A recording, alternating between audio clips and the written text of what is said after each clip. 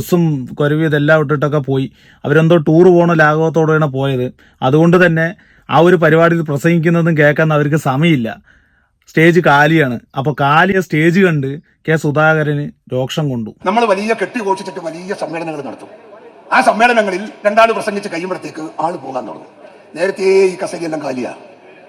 എന്തിനാ ഇത്രയും വലിയൊരു പൊതുയോഗം, ഇത്ര വലിയ ലക്ഷക്കണക്കിന് ഉറുപ്പിക ചെലവഴിച്ചിട്ട് ഒരു പൊതുയോഗം സംഘടിപ്പിച്ചിട്ട് അത് കേൾക്കാൻ നിങ്ങൾക്ക് മനസ്സില്ലെങ്കിൽ പിന്നെ എന്തിന് നിങ്ങൾ വരുന്നു? നേതാക്കന്മാര് നന്നായാലേ അണികൾ കൂടെ നിൽക്കുള്ളൂ എന്നുള്ള കാര്യത്തിൽ ഇപ്പോൾ ചർച്ചയൊക്കെ തീർന്നല്ലോ അല്ലെ. അല്ലെങ്കിലും പൊതുവെ ഒരു സംസാരമുണ്ട്, കോൺഗ്രസ് പാർട്ടിയിൽ അണികളെക്കാൾ കൂടുതൽ നേതാക്കന്മാരാണെന്നുള്ളത്.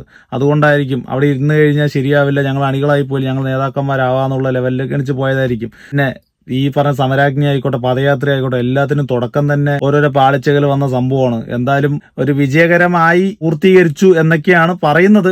എന്തായാലും അവർ ജനഗണമനയൊക്കെ പാടിയ പരിപാടികളൊക്കെ ഉണ്ട്. എന്തായാലും കൊള്ളാം, അണികളും കൊള്ളാം, നേതാക്കന്മാരും കൊള്ളാം. എന്തായാലും